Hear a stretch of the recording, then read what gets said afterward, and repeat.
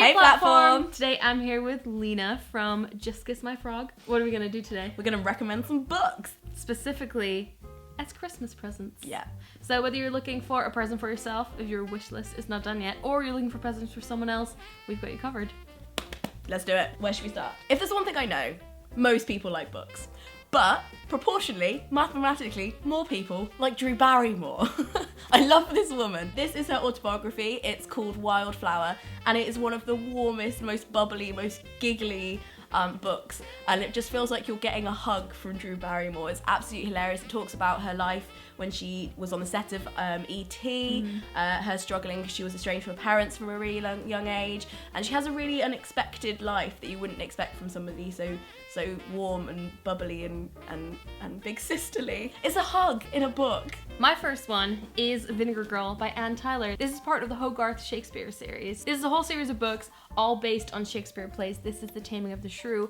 It is great whether you have read Shakespeare and you love Shakespeare, whether you haven't read any Shakespeare at all. You know that a book is good, that when you finish it, you think, oh, I wish I had another 200 pages of this. I also read that and I also loved it. Also, the cover makes it really gifty. Yes, look at that cover. You'd want to unwrap this as a present. That's impressive. Basic setup of this is that there is a scientist, he has 2 daughters, and he has an assistant. The assistant has an issue with his visa, so he has to leave. So he tries to set up his daughter with his assistant. This is the great, it's jumped out at you. This is the Gracekeepers. I have been an absolute street team for this book since it came out. I read the proof. Everyone at Penguin was so excited about it and I absolutely loved it. It's about a floating circus and the people that live on this floating circus that floats around the world, and it's one of the most magical, gripping, real kind of fantasy books you'll ever read. And I'm not really even into fantasy. That's not really my thing, but it's got a really rich kind of imagination to it, but also you can kind of really zip through it. It's a really easy one to read,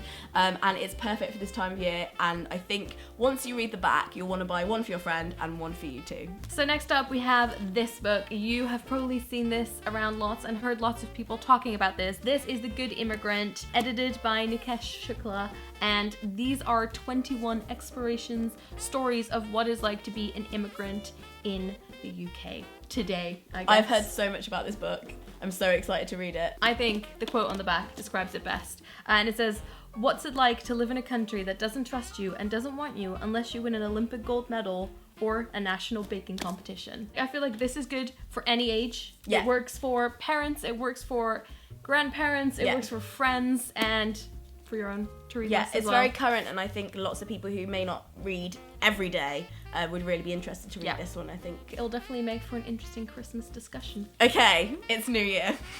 It's New You. And every year that happens. Every year you think, oh, I'm gonna eat better and I'm gonna get rid of some stuff I don't need.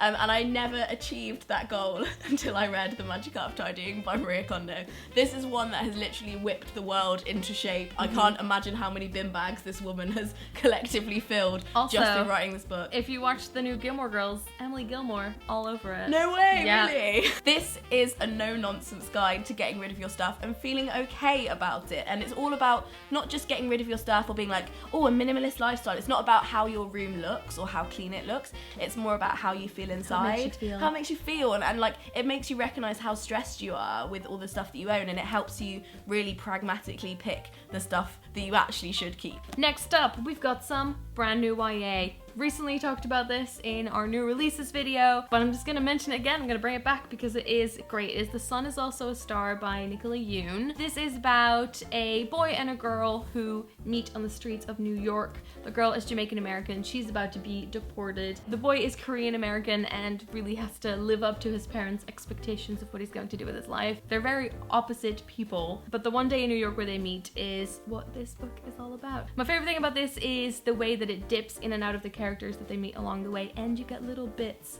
of history and backstory of some of the things they talk about. Put this on your wish list or buy it for one of your friends.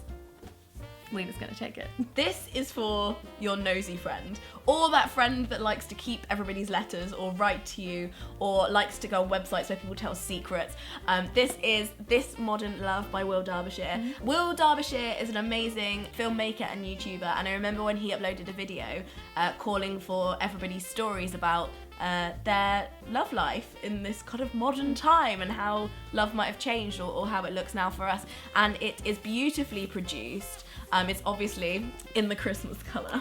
And it's colour the whole way through, and it's just a really nice thing to dip into. I can imagine curling up with this on Christmas Day. It works for people in love, people out of love, people who want to think about relationships and friendship. If you have somebody who doesn't really like reading whole novels, this is such a nice way of kind of dipping into people's stories and it not being too intimidating, and also looking really good on your shelf. Look at it, definitely. Look at it. So this is When Breath Becomes Air, and I don't think I'm being presumptuous. I'm searching myself inside my soul. I don't think I'm being presumptuous when I say I think this is my favourite book of this year. So I read this really early in 2016 and it absolutely blew me away, and I've been recommending it to basically everybody I meet. There's lots of books that I just recommend to people who are like bookish, and this is the book that I'm like, everyone should read this book. Yeah. The best way to summarise the plot, I think, is the cover. He's a neurosurgeon, and on the back he's wearing a patient's outfit.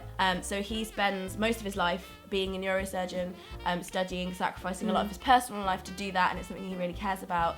And once he's qualified, he finds out that he's got lung cancer, and it's his really clever, really sharp exploration of what it means to be alive, what it means to choose to have children when you know that you're not going to be around to see them walk, and it's just a really insightful look into all of the ways that he's learnt about living from trying to fix other people. I'm probably going to give this to my mum for Christmas. I don't shh mum, don't look. It is sad, but it's also really hopeful, and I think it's something that's really important if you know anybody who's struggling with grief or anybody who's struggling with life in general. Last one, we're going into space. The Martian. By now, I think lots of people will have already read this, but if you know someone in your life who has not, they should read it. And if you haven't read it yourself, you should read it. This is about Mark Watney, goes on a mission to Mars with a crew, and he gets left behind when they have to evacuate. They think he's dead. Turns out he's still alive. Terrifying. And then he has to survive on Mars on his own. It's filled with space and science, but it is one of the funniest, most sarcastic books I have ever read. I know lots of people who don't read that much and just absolutely sped through this. Those were our Christmas gift recommendations. I hope you guys found them useful. I genuinely think getting books is the best thing ever. Candles are nice, socks are fine, books, that makes a friend for life. Yeah. Let us know in the comments below what you might be buying people for Christmas, or the best book that you've ever received as a present. Don't forget to take a look at Leena's channel, Just Kiss My Frog. There will be a link up there. Up there? Yep, good.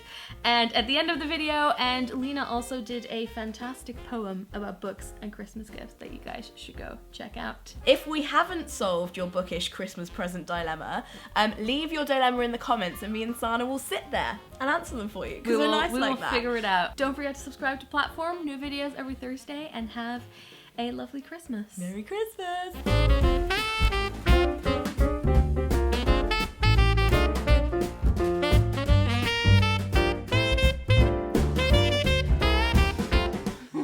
No, I ain't gonna say that way. How can you see my thumbs? That's what is up.